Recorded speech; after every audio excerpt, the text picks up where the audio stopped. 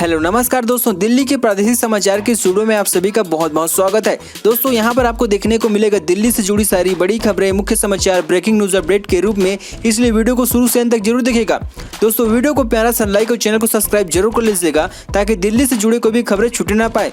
चलिए दोस्तों time waste न करते आगे बढ़ते हैं खबर की ओर। अप्रैल में कोरोना ने तोड़े सारे रिकॉर्ड, 66 लाख मिले नए संक्रमित, 45,000 से ज्यादा लोगों ने गंवाई अपनी जान। जी हां, दरअसल आपको बता दें अप्रैल में कोरोना संक्रमण एक मौत के सारे रिकॉर्ड ध्वस्त कर दिए हैं। इस दौरान कोरोना के सबसे ज्यादा संक्रमण और मौत हुई है। कोरोना के अब तक के कुल मामले में 35.3% संक्रमण और 22% मौतें अप्रैल में दर्ज की गई है। स्वास्थ्य मंत्रालय के आंकड़ों के विशेषज्ञों से पता चला है कि 31 मार्च को देश में कोरोना के कुल संक्रमितों की संख्या 1,21,49,335 थी, लेकिन 30 अप्रैल को यह संख्या बढ़कर 1,87,62,976 हो गई है। कोरोना की दूसरी लहर में अप्रैल महीने में रिकॉर्ड 66,13,641 नए रोगी दर्ज किए गए हैं। यह अब तक देश में कुल संक्रमितों का 33.3% है। यह कहे कि कोरोना के 1/3 संक्रमण अकेले अप्रैल महीने के दौर में हुए हैं। इससे दूसरी लहर की भयावह को समझा जा सकता है।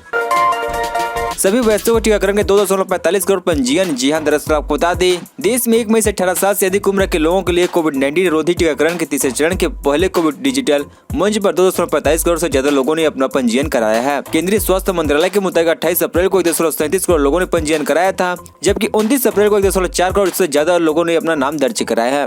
मंत्रालय ने बताया कि देश में अब तक 15.22 करोड़ से अधिक लोगों को टीका लगाया जा चुका है। शुक्रवार सुबह 7 बजे की रिपोर्ट के मुताबिक 15,22,45,179 खुराकें दी जा चुकी है। इसमें से 93,86,904 स्वास्थ्य कर्मी शामिल है जिन्होंने पहली खुराक ली है, जबकि 61,91,118 स्वास्थ्य कर्मी ने दूसरी खुराक ले ली है।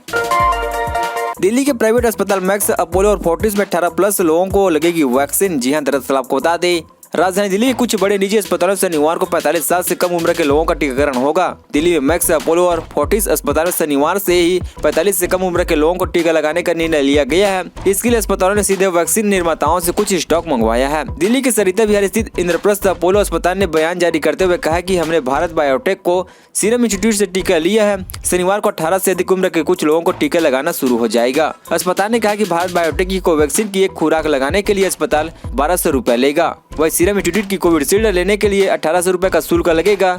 इसमें वैक्सीन की कीमत 600 रुपए है और 200 रुपए लगाने की कीमत है। दिल्ली में कोरोना 24 घंटों में 375 लोगों की जिंदगी मिले 27,037 नए संक्रमित। जी हां, दरअसल आपको बता दें देश की राजधानी दिल्ली में कोरोना वायरस की रफ्तार कम होने पर नाम नहीं ले रही है। पिछले 24 घंटों के दौरान दिल्ली में 2737 नए संक्रमित मिले हैं। वहीं इस अवधि के दौरान 375 लोगों की मौत हो गई है। संक्रमण के आज आए नए मामले गुरुवार की तुलना में लगभग 3,000 ज्यादा है। राजधानी गुरुवार को 24,235 नए संक्रमित मिले थे। स्वास्थ्य विभाग द्वारा जारी आंकड़ों के अनुसार पिछले 24 घंटों के दौरान 27,047 नए संक्रमित सामने आए हैं। वही 375 लोगों की मौत हो गई है। इस अवधि के दौरान 25,288 लोगों ने वायरस को मात दी है और अस्पताल से स्वस्थ होकर घर लौट चुके हैं। राजधानी में सक्रिय मामलों की संख्या बढ़कर 99,371 हो गई है। दिल्ली अदालत के कर्मचारी को दिल्ली में रहने का निर्देश, बाहर जाने के लिए लेनी होगी अनुमति। जी हां, दरअसल आपको बता दें दिल्ली में कोरोना वायरस से फैलाव को देखते हुए 7 जिला अदालत ने कर्मचारी को अपने राजधानी स्थित निवास पर ही रहने के निर्देश दिए गए हैं। दरअसल अदालतों में वर्चुअल सुनवाई चल रही है, लेकिन उधर बड़ी संख्या में अदालत कर्मियों का कोरोना पॉजिटिव आने का सिलसिला जारी है। ऐसे में कर्मचारी व उनके परिवारों की सुरक्षा व अदालत के कामकाज को सुचारू रूप करने के मद्देनजर यह निर्णय लिया गया है। इस आदेश पत्र में कहा गया है कि जो भी कर्मचारी स्वस्थ है वह अदालती कार्यवाही में सक्रिय रूप से शामिल हो सकते हैं। आदेश में यह भी कहा गया है कि क्योंकि सुनवाई वर्चुअल माध्यम से हो रही है, इसलिए उनकी संक्रमित होने की कोई संभावना नहीं है। खेतों में आग से दिल्ली की हवा दमघोटू हुई। जी हां, दरअसल आपको बता दें पंजाब और हरियाणा के खेतों में लगाई जा रही आग से दिल्ली की हवा लगातार दमघोटू बनी हुई है। केंद्र द्वारा संचालित संस्थान सफर का अनुमान है कि खेतों में 1500 से ज्यादा जगहों पर आग लगाई गई है।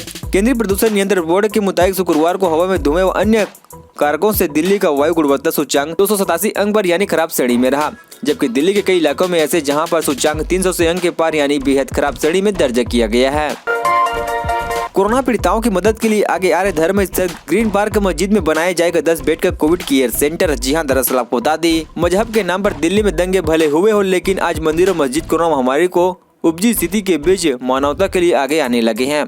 राजधानी के ग्रीन पार्क स्थित मंदिर के मस्जिद परिसर के अंदर 10 बिस्तर का कोविड आइसोलेट सेंटर बनाया जाएगा और यहां जल्द ही ऑक्सीजन और अन्य व्यवस्था शुरू होने वाली है। वहीं राजधानी के स्काई मंदिर के ट्रस्ट के लोग न केवल राजधानी में कोरोना पीड़िता परिवारों को भोजन करा रहे हैं, बल्कि जल्द ही ड्यू के दीनदयाल उपाध्याय कॉलेज में 180 बेड का कोविड केयर सेंटर भी स्थापित करने जा रहे हैं। दोस्तों अभी तक हमारे चैनल को सब्सक्राइब जरूर कर लीजिएगा ताकि आपको दिल्ली से जुड़ी सारी बड़ी खबरें इसी तरह से मिलते रहे। सीएम अरविंद केजरीवाल की पत्नी सुनीता केजरीवाल को मैक्स अस्पताल में भर्ती कराया गया। जी हां, दरअसल आपको बता दें, दिल्ली में कोरोना के बेकाबू होते हालात के बीच मुख्यमंत्री अरविंद केजरीवाल की पत्नी सुनीता केजरीवाल को शुक्रवार को साकेत स्थित मैक्स अस्पताल में भर्ती कराए जाने की खबर सामने आई है। बताया जा रहा है कि अस्पताल के सीनियर डॉक्टर्स उनकी हालात पर नजर बनाए हुए हैं। हालांकि उनके हालात को लेकर अभी तक कोई आधिकारिक जानकारी साझा नहीं की गई है। जानकारी के अनुसार 20 अप्रैल को सुनीता केजरीवाल की कोरोना रिपोर्ट टेस्ट पॉजिटिव आ गई थी। उसके बाद खुद को होम क्वारंटाइन कर लिया गया था और घर पर इलाज चल रही थी। इसके साथ ही मुख्यमंत्री केजरीवाल ने भी खुद को क्वारंटाइन कर लिया था, लेकिन बाद में उसकी रिपोर्ट निगेटिव आ गई थी। वीआईपी के आने से अस्पताल में मरीजों के इलाज पर असर न पड़े। जी हां, दरअसल आपको बता दें, हरियाणा के स्वास्थ्य मंत्री अनिल विजय ने शुक्रवार को जिला के मुख्य चिकित्सा अधिकारियों को निर्देश दिए कि अस्पताल में वीआईपी लोग आने से कोविड-19 मरीजों के इलाज पर असर न पड़े। यह सुनिश्चित करें मरीजों को भर्ती करने की प्रक्रिया पर भी असर न पड़े। उन्होंने कहा कि मरीज और उसका इलाज पहली प्राथमिकता होनी चाहिए। यह निर्देश तब दिए गए हैं जब एक दिन पहले जिंदल सिविल अस्पताल के एक मरीज के साथ आए एक व्यक्ति ने मुख्यमंत्री मनोहर लाल का ध्यान इस ओर दिलाया था कि अस्पताल में उनके दौरे के समय अधिकारियों ने सख्त प्रोटोकॉल लागू कर दिए, जिससे मरीजों के रिश्तेदारों को असुविधा हुई। ग्राम पंचायत में 27 के संक्रमित होने पर कोर कमेटी के अध्यक्ष को नोटिस। जी हां, दरअसल आपको बता दें, राजस्थान के गंगानगर जिले में ग्राम पंचायत में एक साथ 27 व्यक्ति को कोरोना वायरस से संक्रमित पाए जाने पर अधिकारी ने ग्राम पंचायत स्तरीय कोर कमेटी के अध्यक्ष को नोटिस जारी कर दिया है। हालांकि बाद में शिक्षा मंत्री के हस्तक्षेप के बाद इस नोटिस को वापस ले लिया गया है। इंसिडेंट कमांडर ने यह नोटिस ग्राम पंचायत 3 कमेटी की ग्राम पंचायत स्तरीय कोर कमेटी के अध्यक्ष सरकारी अध्यापक को जारी किया है। इस एक साथ लोगों के जमा होने पर लापरवाही माना जाएगा।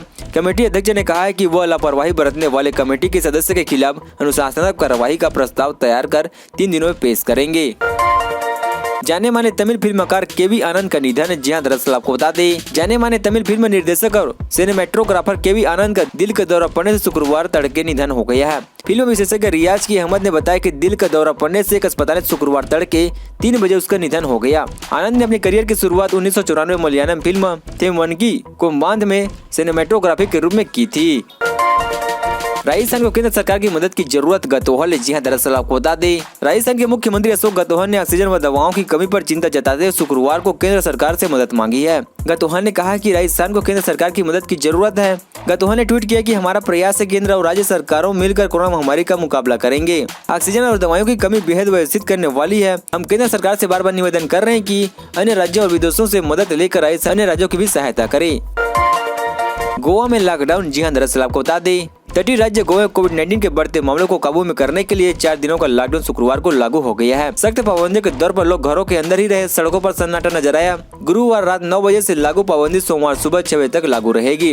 राज्य सरकार ने कहा कि इस दौरान सभी जरूरी सेवाएं जारी रहेगी। मुख्यमंत्री प्रमोद सावंत ने बुधवार को पाबंदी की घोषणा करते हुए कहा कि साप्ताहिक बाजार लॉकडाउन के दौर बंद रहेंगे, कैसीनो भी बंद रहेंगे, हालांकि औद्योगिक गतिविधियां जारी रहेगी। उन्होंने कहा कि टीकाकरण केंद्र भी खुले रहेंगे। इंडियन मेडिकल एसोसिएशन की गोवा इकाई के लॉकडाउन 15 दिनों के लिए बढ़ाए जाने की मांग की गई है। कोरोना से लड़ने के लिए संसाधनों और तैयारियों में दिल्ली पूरी तरह से विफल। एससी ने वकीलों से कहा, हम भी उसी दर्द से गुजर रहे हैं। जी हां, दरअसल आपको बता दें, राजधानी दिल्ली में बेकाबू ढंग से बढ़ रहे कोरोना संक्रमण के बीच दिल्ली हाईकोर्ट ने आज एक बार फिर से आम आदमी पार्टी सरकार की खिंचाई की है। हाईकोर्ट ने कहा कि कोरोना से लड़ने के लिए संसाधन और तैयारी में दिल्ली पूरी तरह से विफल हो गई है। कोर्ट ने कहा कि यहाँ पर न तो बेड है और न ही ऑक्सीजन, न यहाँ डॉक्टर और न ही नर्स। सरकार का सिस्टम पूरी तरह से विफल हो चुका है।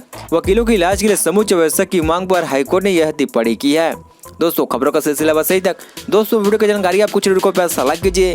दोस्तों, आप दिल्ली निवासी हमारे चैनल को सब्सक्राइब भी, दिल्ली से जुड़ी सारी बड़ी खबरें आपको इसी तरह से मिलते रहे। चलिए दोस्तों, अगले वीडियो में मिलते हैं। तब तक जय हिंद, जय भारत।